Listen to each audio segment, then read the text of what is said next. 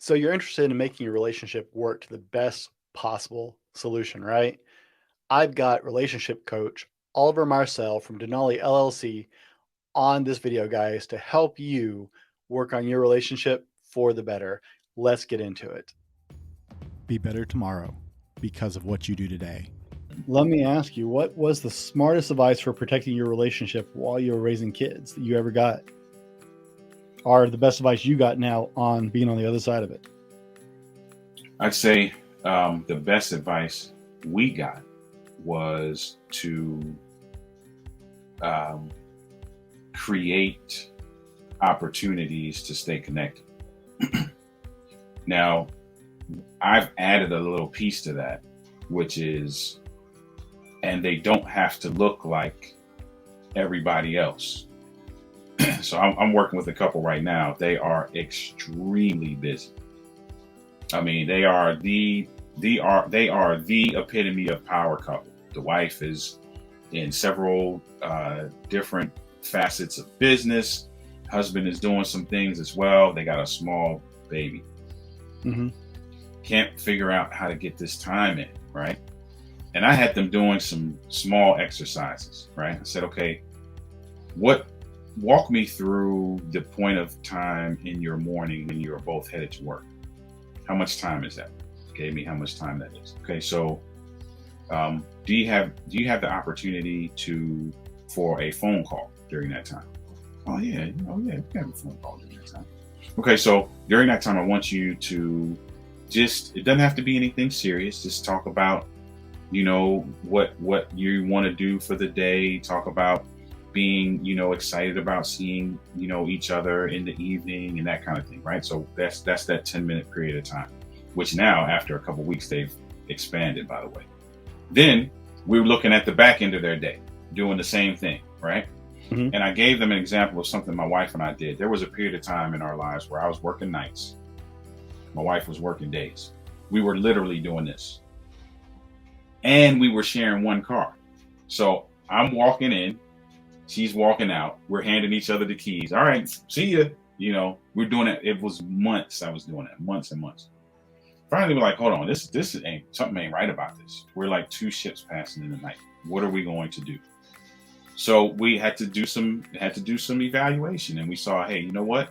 There's a 15-minute period of time where if we're intentional, we can be together during that 15 minutes. And so what we told the kids were, listen, during that 15-minute period of time, you cannot bother us unless the house is burning down.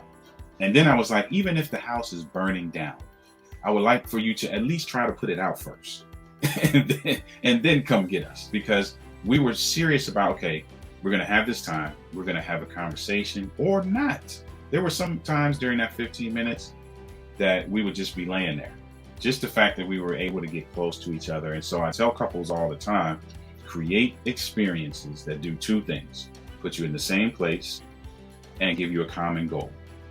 And I just posted the other day, the experiences don't have to be long. They don't have to be elaborate. They just have to be consistent. And so for couples with small kids, your goal is you may not be able to do the elaborate date night where you whisk each other off to the great restaurant and out to the show and then walk through the park and, throw coins in the fountain. You might not be able to do that because you don't have the time to do that. But you can carve out 15 minutes and be like, for this 15 minutes, we're going to sit down on the couch, or we're going to make a snack together, or we're going to have a conversation, or we're just going to get close. That physical proximity is so important to building intimacy because there are some emotional components to that. There's some physical components. There's some physiological components, some psychological components that you can get even in that 10 to 15 minute period.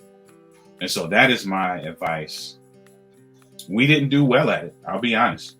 So I don't want you to think like we mastered this thing. There were times where, especially when my son was small, that we were just like kind of scrambling to figure this thing out. But once we got into a cadence and realized, again, the key, realized that it doesn't have to look like everybody else's. Because here's what I was guilty of. I was guilty of the fact that, okay, I can't take her out to a restaurant. We can't have this fabulous date night. So I don't end up doing anything at all. But then we're like, wait a minute, there is a period of time where we're both sitting on the couch for like 15 minutes, trying to halfway watch a show. Why don't we take that time and do something with that time? And then once we realized that, it got better for us. It got better. And here, can I say something else too? Of course. Here's something that you may not hear from some folks. This is something else I tell couples. Don't be afraid to create the experience and it involve your children. Because there is some level of bonding that you will get out of that experience. Will it be the, we're by ourselves and cuddled up kind of experience? It might not be. But I also encourage parents with small kids to create an experience that involves them as well, because you have a great time. We took our grandson, my wife, my son, my daughter, and our grandson went to the farm 2 weeks ago. Let him run around, looking at the pumpkins, riding the little rides, the hay ride, all that stuff. My wife and I had just as great a time as he did. Watching him run around, we're talking to while we're walking behind him, and it was an experience that did what I just said, two things: put us in the same place and gave us a common goal. And we were still able to bond over that. So don't despise those kinds of experiences as well, because your goal is to build a bond. And you can build a bond through all of those experiences. So I hope that was as helpful for you as it was for me and my wife. And guys, if you're interested in more, check out this video next, and we'll see you on the next one.